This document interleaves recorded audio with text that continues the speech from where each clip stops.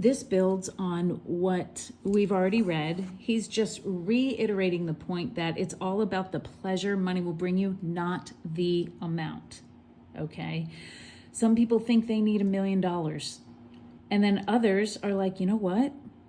$20,000 a month changed my life. This is allowing me to live the lifestyle that I want. Before you start the actual work of manifestation, you need to think about the pleasure that money would bring you.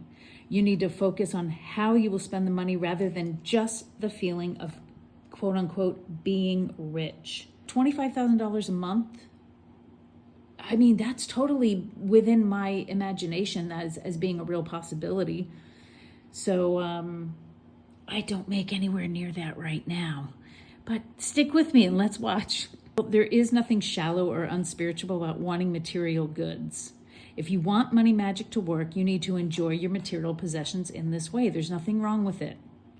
The magic in this book will guide you to be relaxed about money. I need that right now because right now my budget is extremely tight. So I weigh everything I buy in my mind, and I know that that's only me focusing on lack. This is what I say to myself. There's always more money. Relax. There's always money coming in, always more money coming in. Money flows in and money flows out. And so that helps me relax. The splendor of money. This is a quick page and a half about don't try and use it to impress other people because that's for the wrong reasons. Just be happy and enjoy spending your money.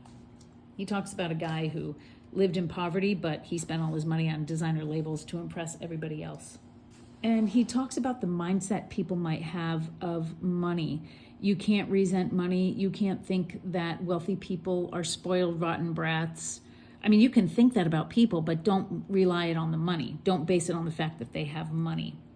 He wants us to take the focus off of money and onto pleasure, making sure there's no resentment of others who live a wealthy life. So this is me. I know I need to release my thoughts of lack. Prices at the grocery store, getting gas, bills coming in. I know, and I have done this before, and it's worked. So I just don't know how I got off track. I guess it just happens with daily life. Happily plan and know the money's there or on the way. All right, the balance of money. I don't have this problem. I don't think money is evil. I don't think people who have money are evil. I think that there's good and bad people in the world, and money has nothing to do with it. So I'm totally comfortable about receiving and spending money. And I understand there's injustice in the world, but if you happen to be one of those who feels guilty because there's so many poor people in the world, so you don't deserve it, well, look at it this way. If you know that and you're wealthy, you're in a better position to help them. And that's how I think of it as well. Taking the money out of magic, he reinforces that these rituals in here are about feeling the pleasure of spending and enjoying the money, not focusing on $25,000 deposited into my bank account or something like that. So if I want to travel, I don't want to think about the rooms and how much they are and being able to pay that bill. I'm going to think about how much fun I'm going to have on that vacation, which I'm thinking about right now. So focus on the feeling. Making the magic safe. For those of you worried about doing magical riches, money is demonic. No, it's not. It's all angelic names, words of power, words of God, and intelligent spirits. There is nothing that's going to come at you with bad karma.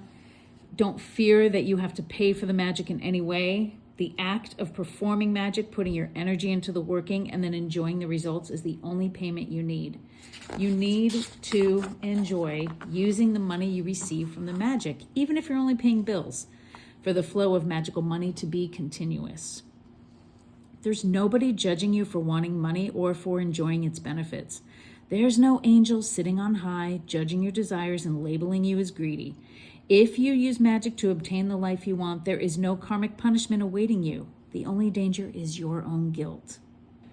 And this is similar to the magical rituals in the Book of 72 Angels. The emotional alchemy is the reaction moment, the activation moment where the magic really can take place and take hold. And so you start with knowing how you feel right now. So I'll picture myself pushing the grocery cart through the store and looking at prices and just adding it up in my head and putting things back. I don't like that. Then you're going to focus on spending with pleasure, putting anything into the cart, and just how much fun that would be. That is the emotional alchemy, when you transmute that feeling from lack to pleasure, and then you top it all off with just an immense feeling of gratitude for it all. So that has to be a part of every ritual that you do, but especially the money magic rituals. How your money will manifest. When you use the magic in this book, expect the money to manifest in unusual ways. Don't try to predict where or when the money will come from, because you'll be surprised at the variety of inventive ways the spirits have for bringing money into your life. This could take a year, people, is what he's saying. Don't ever think the ritual didn't work. That's bringing doubt into it. If you ever start to think, well, I performed that ritual. I mean, why didn't I win that money award that I was supposed to win? That's when you want to take yourself back. Remember that moment of emotional alchemy and the emotion you were left with at the end of that ritual. It's an 11-day ritual you're going to do. But this takes just a moment. When you start to feel that doubt, bring it back, stop your mind, and bring it back to the emotional alchemy moment. But don't worry if you have a few stray thoughts. As long as you bring it back, you're fine. It's only when you obsessively worry and hope for a result that you can dampen the magical effect. Hope is another form of doubt. Is that crazy? But it is true. Whenever you hope, you're underlining your doubt. It's a chance that it might not happen. Please, I hope it does. One of the wonderful things about magic is that you don't need belief or faith for the magic to work. I've seen people who don't believe in angels get great results from angelic magic because they followed the steps correctly. Doubt can undermine your efforts, as can hope. Instead of hoping, doubting, wishing, or praying, you should approach magic with casual confidence. Perform the magic seriously with focused intent, but then get on with your life as though you never did the magic at all. You can even complete a ritual and then assume that it might take as long as a year.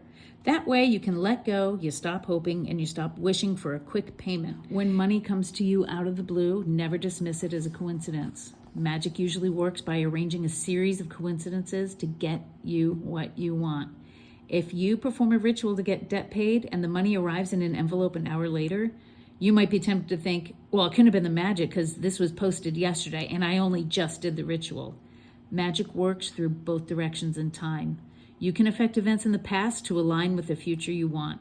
But if you see evidence, acknowledge it. Before I'm actually doing this ritual, I knew that I had to get back to how I used to think about money. So I said when I went out, all right, universe, I can't wait to show me all the money surprises you have for me. And within an hour, I went to the convenience store. The cashier gave me an extra $2. I said, oh, you gave me an extra $2. And he said, just keep it. Okay. Thank you, universe. I went to go pick up my son from his dad's house, and his dad had a store credit on the counter for $180. And he said, here, I'm never going to use this. I'm going out of town if you want it. $180 to go shopping at a department store. Done. And then right around that time, I sold my bike. And when the lady came and picked it up, she gave me an extra $10 just because I was so nice. This all happened within an hour on the same day. So if you really focus on evidence, you will see it. The act of magic. The act of performing magic generates magical power. The act of saying words, transmuting your feelings, and using your imagination, no matter how poor your imagination may be, creates magical energy. But a lot of times people want to increase their magical power. So he says, here is an extra oomph you can put to your magical ritual. It's called the light from the dark ritual. And this is where you imagine your body inside being completely empty space, just blackness. Then a little point of light starts, grows, and then bursts through your entire body, from your limbs to the crown of your head to your feet. And that's the light from the dark, extra oomph magical approach.